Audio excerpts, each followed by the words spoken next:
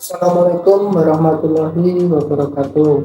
Teman-teman semua, perkenalkan nama saya Samsul Mu'arif dari Universitas Tulungagung dari Prodi Studi Manajemen BDIC 1 semester 3. Di sini saya akan mempresentasikan tentang tenaga kerja, pengendalian dan akuntansi biaya.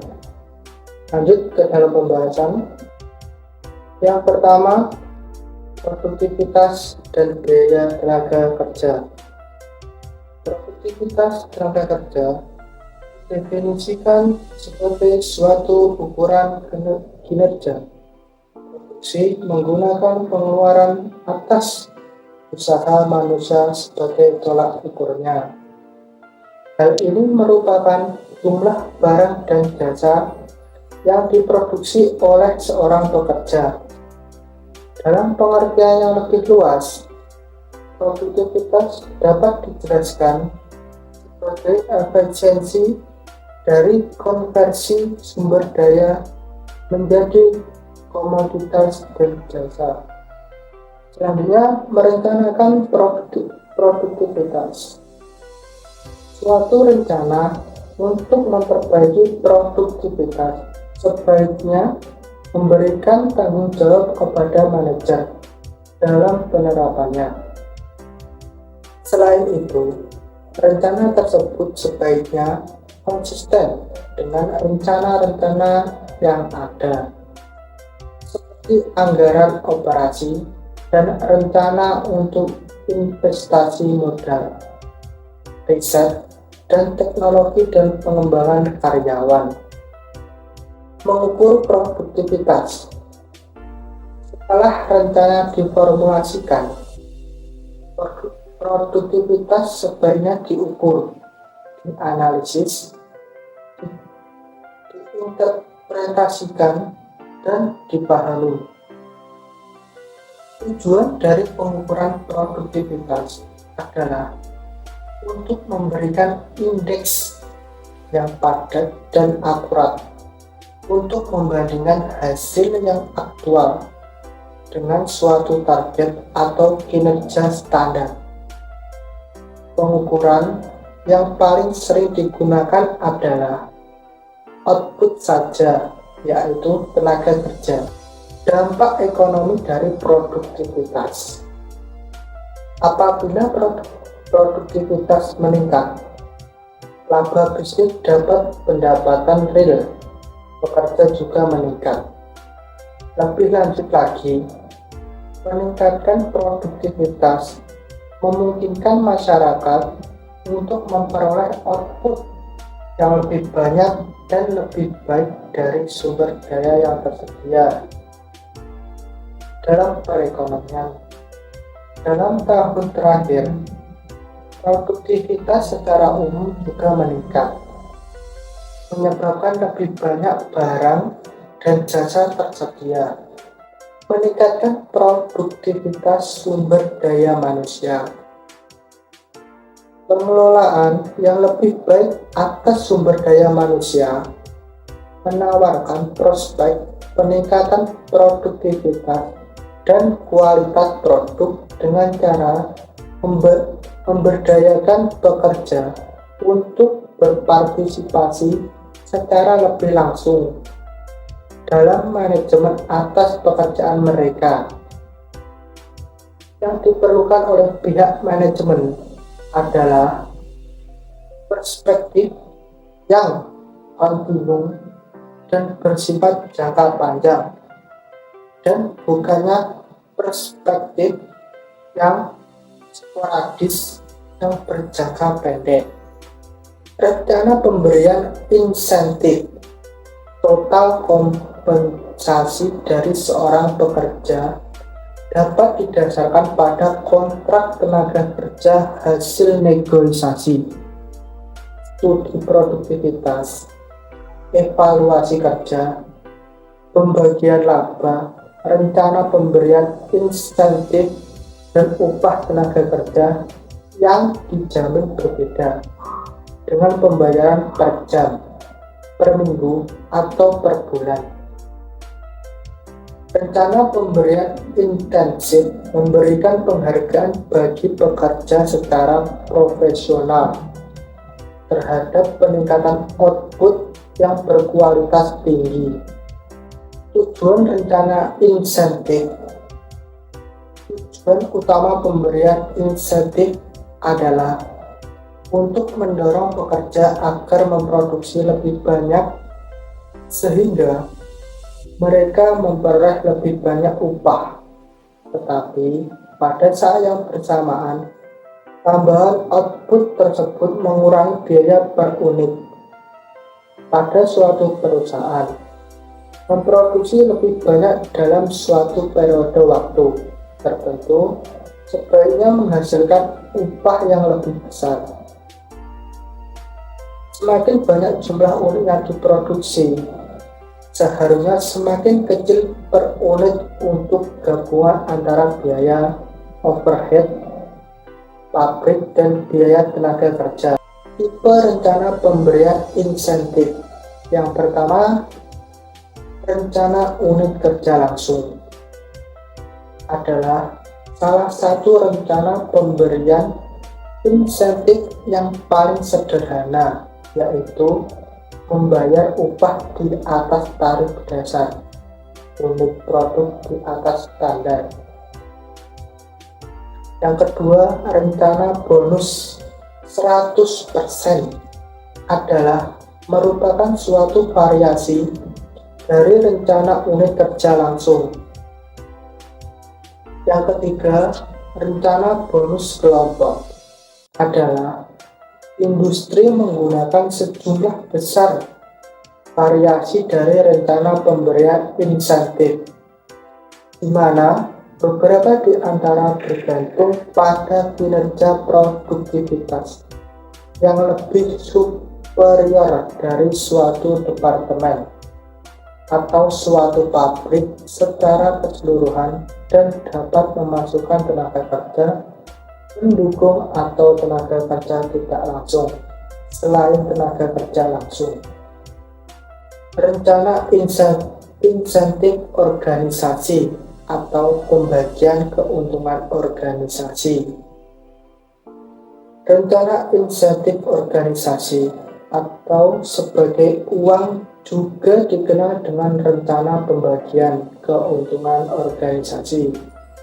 Telah dikembangkan sebagai jawaban atas masalah produktivitas yang telah menjadi wabah dalam industri-industri di Amerika Serikat. Rencana pembagian keuntungan organisasi mengharuskan manajemen mencari partisipasi pekerja dan berkomitmen untuk menyukseskan rencana pemberian insentif tersebut. Standar waktu dan teori kurva belajar. Learning kurva teori.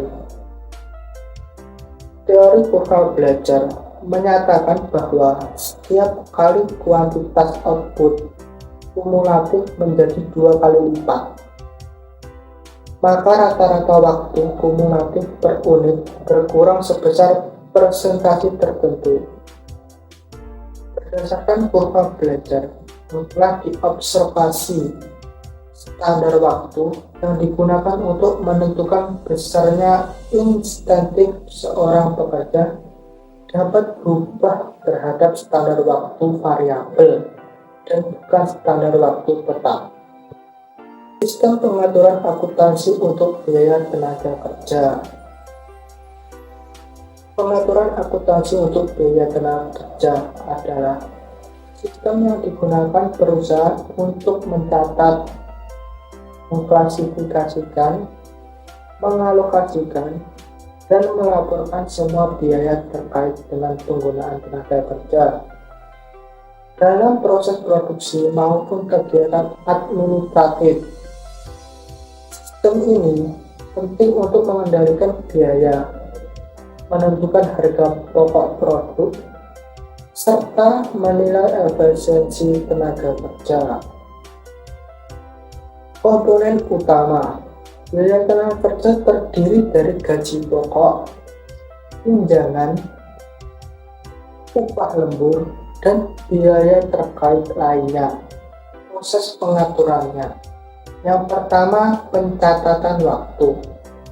Departemen pencatatan waktu menggunakan kartu absen atau mesin absen dan kartu jam kerja untuk data akurat jam kerja karyawan. Yang kedua, perhitungan gaji. Departemen penggajian menghitung total upah, tunjangan, potongan, dan gaji bersih dari data kehadiran atau jam kerja. Lalu setiap voucher pembayaran. Yang ketiga, distribusi biaya. Departemen akuntansi biaya mendistribusikan via jurnal umum ke akun departemen, kartu harga pokok produksi langsung, dan kartu biaya tidak langsung atau non-produksi. Departemen terlibat, sistem dikoordinasikan oleh Departemen Personalia, perencanaan produksi, pencatatan waktu, penggajian, dan akuntansi biaya. Teknologi seperti barcode atau mesin absensi meningkatkan akurasi. Pengembalian melibatkan perbandingan aktual PS, anggaran untuk deteksi penyimpanan. Sebagai contoh konkretnya yaitu UMKM Bayfan Space yang ada di lingkungan saya. Pengeluaran yang dikeluarkan seperti barang dagangan ataupun kebutuhan transport di Bayfan Space. Dalam menjalankan usaha kecil seperti Bayfan Space, pengeluaran usaha tidak hanya terbatas pada pembelian barang dagangan. Ada banyak jenis biaya lain yang sering muncul tetapi kadang tidak terlalu disadari oleh pelaku usaha. Beberapa di antaranya adalah biaya transportasi untuk pengambilan barang, biaya sewa lapak atau mengikuti event, biaya produksi, serta biaya tenaga kerja. Biaya tenaga kerja di Bayfan Space dapat meliputi upah SPG, penjaga lapak, atau tenaga yang membantu proses produksi. Selain itu, apabila usaha mengikuti event tertentu, pemilik usaha juga harus membayar biaya event sesuai ketentuan panitia. Misalnya sistem sewa selama 10 hari atau sewa mingguan. Seluruh pengeluaran tersebut perlu dicatat secara tertib agar pemilik Bayfan Space dapat mengetahui dengan jelas kemana aliran dana keluar dan memastikan usaha berjalan secara terencana, bukan asal-asalan. Cara pengendalian biaya tenaga kerja agar tidak melebihi input di Bayfan Space. Agar biaya tenaga kerja di Bayfan Space tidak melebihi kemampuan usaha, pengeluaran harus disesuaikan dengan omset yang diperoleh. Misalnya, dari hasil penjualan dalam 1 minggu atau 1 kali event. Omset dibagikan menjadi 2 bagian utama. Sekitar 60% dari omset disimpan sebagai pegangan dan keuntungan usaha.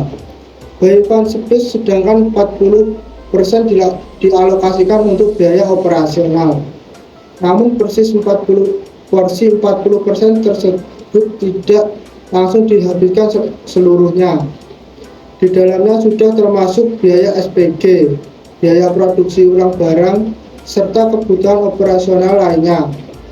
Dengan sistem ini, Bayfan Space tidak langsung menghabiskan seluruh uang hasil penjualan untuk belanja kembali, sehingga perputaran uang usaha tetap terjaga dan tidak habis 100% untuk biaya. Tindakan apa yang dilakukan jika biaya tenaga kerja meningkat tetapi produksi tidak meningkat di Bayfan Space? Apabila pada suatu waktu biaya tenaga kerja di Bayfan Space mengalami kenaikan, tetapi hasil produksi atau penjualan tidak ikut meningkat, langkah yang diambil bukanlah menghentikan usaha. Usaha tetap dijalankan sambil mencari strategi agar penjualan dapat meningkat tanpa menambah biaya besar. Salah satu strategi yang diterapkan oleh Bayfan Space adalah dengan memanfaatkan media sosial seperti Instagram dan TikTok sebagai sarana promosi. Pembukaan konten secara rutin tidak membutuhkan biaya besar, tetapi mampu menjangkau calon pembeli yang lebih luas. Selain itu, Bayfan Space juga lebih selektif dalam memilih event, misalnya mengikuti pasar malam atau bazar mingguan yang biayanya sewanya lebih terjangkau dibandingkan event besar. Dengan cara ini, usaha tetap berjalan, biaya dapat ditekan, dan pulang mendapatkan pembelian tetap terbuka. Maka dapat disimpulkan bahwa tenaga kerja, kontribusi manusia ke produksi, memiliki hubungan langsung dengan produktivitas. Perbaikan produktivitas memerlukan manajemen sumber daya manusia yang lebih baik.